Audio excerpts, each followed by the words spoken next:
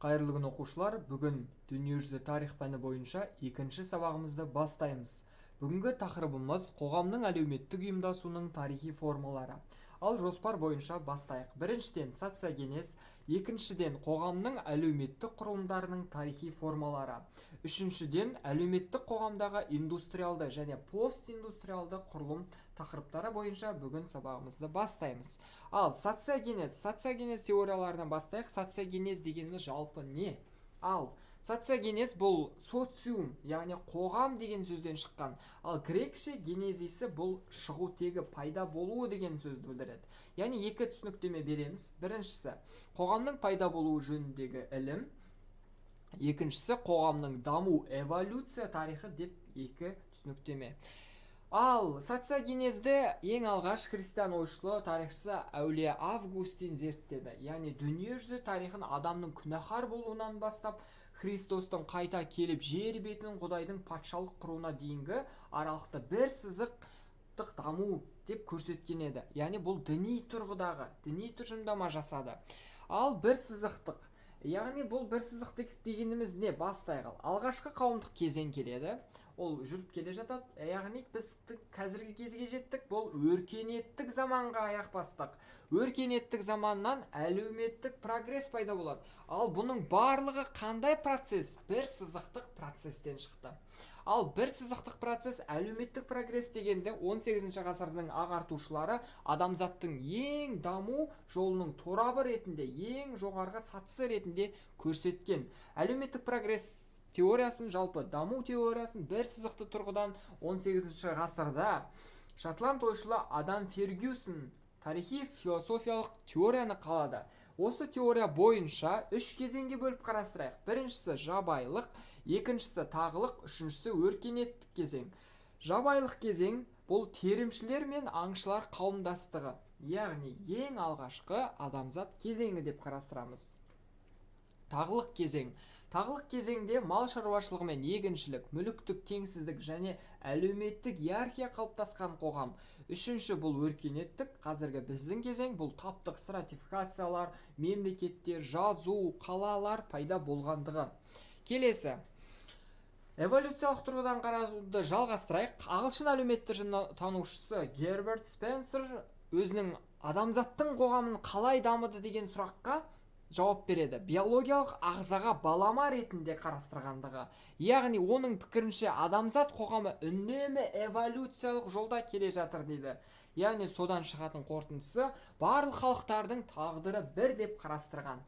Ары қарай жекелеген халықтардың тарихи тағдырының ұқсастығына сенген эволюционизм теориясының негізін қалаушылар Эдуард Тейлор және Джеймс Фрейзер эволюционистер қатарынан табылғандығы. Яғни бұл тұлғалардың пікірінше рухани өмірдің дамуы үш кезеңнен тұрады. Біріншісі магия, одан кейін дін арқылы, одан кейін ғылым арқылы деп үшке бөлгендігі.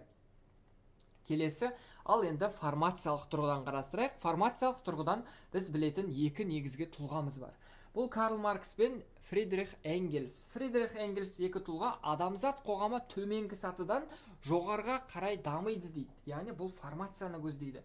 Ал тарихи процессті алады. Тарихи процесс бұл жерде қоғамдық экономикалық формацияның, яғни белгілі бір өндіріс тәсілдеріне негізделген қоғамды көрсетеді. Яғни бұл тарихи процесті үшке бөліп қарастырсақ, бұл тарихи процестің негізгі кезеңі біріншісі өндіріс тәсілдері арқылы болады, екіншісі өндіріс күштері арқылы жүзеге асады, үшіншісі өндірістік қатынастар арқылы жүзеге асатын үш кезеңі. Яғни бұл жерде Маркстың ойынша прогрестің негізгі өлшемі бола алады, бұл өндірістік қатынастарды жетілдіру. Яғни сол арқылы ғана формациялық ауысу жолымен ғана шешіледі деп пікір білдірген. Яғни осы бойынша қоғамдық формацияны бөлінген ең алғаш үш кезеңін қарастырайық. Біріншісі архаикалық, екіншісі экономикалық, үшінші бұл коммунистік, болашақтық деп қарастырған. Бірақ уақыт өте келе бұл 5 формацияға ауысты. Яғни алғашқы қауымдық кезең бір, екінші құл иеленушілік кезең, үшінші феодалдық, төртінші капиталистік, бесінші коммунистік. Сонымен қатар коммунизмге жететін екі жол бар деп қарастырғандығы. Бұл социализм жолы және коммунизм жолы деп қарастырған. Келесі, модернизациялық тұрғыдан қарасақ, индустриалды қоғам теориясының авторлары қоғам эволюциялық тұрғыдан, яғни дәстүрлі аграрлы қоғамнан бізге қайда өту керек? Индустриалдық процеске өту керек деген тұжырымдаманы ұсынғандығы. Бұл бойынша маркстік формация әрқашан қолдау таба бермеді қоғамда. Либералды әлеуметтанушылар бұл маркстік формацияны сынға алды. Қоғамдық дамудың негізіне маркстік экономикалық технологиялық детерминизм принципін қойды. Яғни детерминизм 1940 жылы ғалым Дракердің ұсынған принципі. Келесі Ростоу. Ростоу 5 экономикалық өсімнің кезеңдерін 1960 жылы ұсынды. Яғни бұл бойынша бірінші аграрлы қоғам болу керек. Аграрлы немесе дәстүрлі деп атайды. Өтпелі қоғам ұлттық мемлекеттер пайда болады бұл кезеңде дейді. Ал үшінші кезеңін қозғалыс кезеңі деп атаған. Яғни қозғалыс кезеңінде өндірістік революциялар мен реформалар уақыты дейді. Ал төртінші кезең жетілу кезеңі дейді. ГТР бұл ғылыми техникалық революциялар кезеңі деп қарастырған. Ал бесінші кезеңі ауқымды жаппай тұтыну дәуірі деп қарастырған. Келесі Аронның пікірінше біртұтас индустриалды қоғам үшін дейді. Бұл қоғам үшін ешқандай капитализм, социализм маңызды емес деген пікірді білдірді. Яғни екінші дүниежүзілік соғыстан білесіздер, капиталистік және социалистік екі әлеуметтік экономикалық жүйе не істеді? Бөлінді. Яғни жуықтау теориясы пайда болды. Бұндағы теорияның ең алғаш ғылымға енгізген 1944 жылғы Питер Сорокин еді. Ал оның әріптестері Гелбрейт, Ростоу, өзге де ғалымдар бұл принципті қолдады ары қарай. Келесі бұл принциптің мәніне. Бұл теорияға сәйкес социалистік әлем уақыт өте келе либералды болады. Ал либералды қоғам әлем социалистік болады деген тұжырымды ұсынған еді. Келесі өркениеттік тұрғыдан қарасақ, 20 ғасырдың тарихшысы Освальд Шпенглер адамзат бүкіл тарихын өзіндік ерекше жаны бар көптеген бірегейлік және қайталанбас мәдениеттер пайда болады, одан кейін гүлденеді және жойылады деп үш кезеңге бөліп қарастырған. Яғни олар бір-бірімен тәуелсіз локалды аймақтарда болады. Яғни антика кезеңі бұл біз білетін гректік, одан кейін батыс еуропалық, египеттік, вавилондық, қытайлық, үнділік, араптық деп, маялық деп өркениеттерді бөліп көрсеткендігі. Ал Освальд Шпенглер ойын жалғастырып әкеткен тұлға мәдени концепция тарихын 21 өркениет мысалында қарастырған Тойнби. Яғни Тойнбиге Шпенглер идеялары ерекше ықпал етті. Өзінің еңбегін сол арқылы шығарды. Келесі аграрлы қоғамның әлеуметтік құрылымын қарайық. Аграрлы қоғам, дәстүрлі қоғам. Әлеуметтік құрылымын бастайық. Заманауи ғылым қоғамда аграрлы, одан кейінгі, яғни аграрлы немесе архаикалық, көне деп атаймыз. Екінші индустриалды. Үшінші сатысы постиндустриалды кезең. Үш кезең, яғни жеке-жеке қарастырып шығамыз. Біріншісі аграрлы қоғам, аграрлы сала басым. Екінші индустриалды қоғамда не басым? Өнеркәсіп орындары, өнеркәсіп технологиялар. Ал постиндустриалды қоғамда бұл ең бірінші бұл ақпараттық қоғам заманы. Келесі архаикалық қауымның әлеуметтік ұйымына назар аударайық. Архаикалық қоғам ең алғашқы адамдар қоғамы архаикалық деп аталғандығы.